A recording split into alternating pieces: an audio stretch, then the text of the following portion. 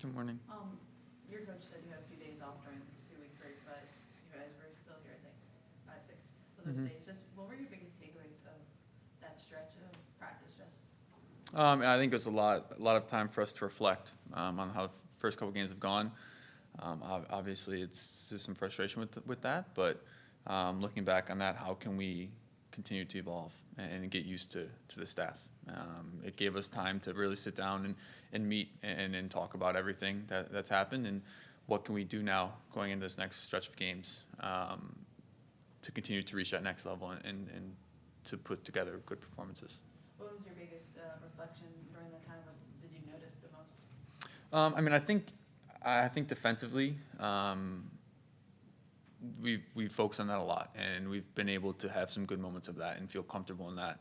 But I think it's been a little bit more difficult, or I don't know if difficult's the right word for it, but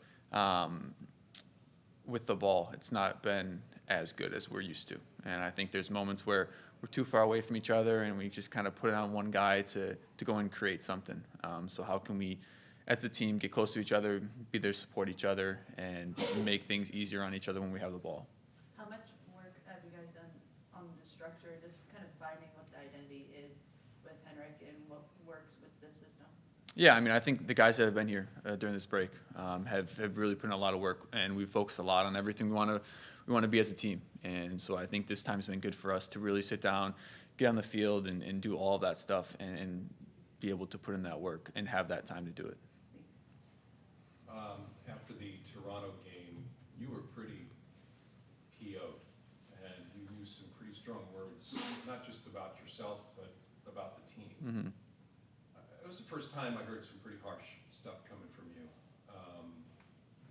How was that received, or was it just something that had to be said that everyone was feeling? I think it's something that everyone's been feeling. I think we're 5 games in the season, and we haven't got the result we want.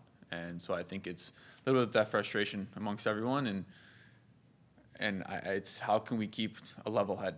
Obviously, if we start to feel bad for ourselves, it's only going to snowball into something worse. So how can we, acknowledge it, but respond to that situation and go attack the next game and go from there. And I was feeling a bit for you because in those tough moments, the captain does have to step up. Mm-hmm. So what did you learn about yourself and about where you have some leeway as you wear that armband this year? Yeah, I know that's kind of what everyone said. When the going gets tough, it's you're going to look to the captain, to the leaders of the team, and how can I acknowledge that there's problems and there's frustrations and all of that, but like I said before, not let that impact us. It's sticking together. If we start to lose guys, it's only going to make things more difficult. So how can we continue to stick together and fight and play the way we know how to play? We go out here, we enjoy it. We love what we get to do, and being able to do that on Saturdays and enjoying it. And I think with having the guy next to you enjoy it just as much as you, it's only going to make things better. So I think it's just leaning on each other. You've been considered to be a bit of an academic. I don't know if that's the Georgetown tie or not, but a thought popped into my head. I wondered if there were any leadership materials, books, icons in the world of leadership that you look to, just as you look to hone your skills with this role. Well, I think a lot of it, when I was at Georgetown, actually, there was a bunch of little leadership committee kind of things that I was kind of thrown into. In the moment, I didn't really think much of it, but I look back on it and see how much it did impact me. Not in the moment, obviously not as much of a leader, but how could I use that to where I am now? And being able to look back on those experiences has only shaped me to be a better person, but also feel more confident in myself and being that leader and being that leading presence. And knowing that there's different leadership styles, and I'm not someone who's going to go out there and rah and say what all that stuff. I'm going to be out there, be more of a kind of lead by example, and say when things need to be said. And I think so. It's finding that leadership style, and I think in a way it's what Darlington has done the last couple of years. The way he leads, he's not the same thing. He's not going to go out there and yell at guys. He's not going to do that type of thing. He's going to lead by example. And then when the going gets tough, they're able to look at him and see how he responds and how he carries himself in the tough situations, and they feel confident in that. I was going to ask you about Darlington. I'm glad you brought him up because he's a resource to you now, Mm-hmm. as he is for every team in the club. Mm-hmm. Have you called on him, or has he volunteered anything in this tough stretch? Seeing him around the facility is obviously amazing. You know, you get to just see him around and having a conversation. So it's kind of been a lot of that, seeing him around and just kind of picking his mind about what he thinks and kind of what he would do in moments. It's a newer thing for me, and so him being through it, it's just been able to lean on him and help let him guide me through this tough time. Is there a sense of urgency within the group, given the fact that you've had 5 games over 6 weeks, and now you go into a month where you've got 5 MLS regular season games and potentially 2 Open Cup games, the first one on the road at an opponent's house that is probably going to be pretty Mm-hmm. nasty in the way of the way they want to fight.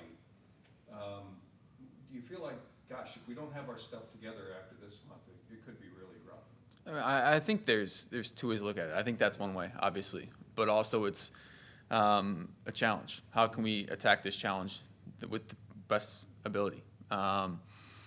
It's if you look at it in the negative side of things, it's always going to be, that's when you start to feel sorry for yourselves, and then you start to, we could have done this, we could have done that, and play that game. But I think everyone here is excited for the opportunity to play all these games. It allows you to get on the field and play. And I think it's not as much thinking, and you overthink it, and then you sit with the game for a week.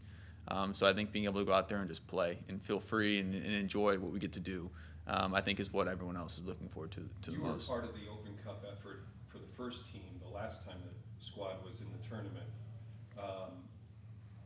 A loss to the Pittsburgh Riverhounds, a great opponent in that sense. When you prepare yourself for that kind of a match, where you're kind of expected to win, but boy, it's not easy. What are you thinking about? Yeah, it's very tough going away in an atmosphere like that. Usually, Pittsburgh was a turf field, and they're bringing out all their fans possible for the game. You're going in a hostile environment, different than what MLS games are, but it's still its own kind of magnitude in a way. So you're getting everything from them. They're throwing everything they can to prove that they're capable of performing and beating MLS teams. So I think it's not changing how you prepare for the game or anything like that. It's a true game, and it's a worthy opponent. You no doubt watched the U.S. men's national team playing in Atlanta, natural grass field in Mercedes-Benz Stadium. First of all, that's kind of weird. Secondly, you're playing against an Atlanta team that's slightly different than what you met last fall, in that they've got to win in a tie and maybe finding form. What are your expectations Saturday night? I think a lot of still about last year. You know, their attacking pieces are really good. Last year they struggled a little bit, but I think it's a team that's continued to get better. And a new manager with Tata now, they've started to evolve in their own way. And how can we go in there and limit their ability? You know, it's an amazing atmosphere there, and I think putting the grass in there now it makes it even a little bit better. Be curious to see with Max and Patrick how the grass is, but I think that venue, the fans that they have, it's going to be a hostile environment, and how can we go in there, stick within ourselves, and stay together. Thank you.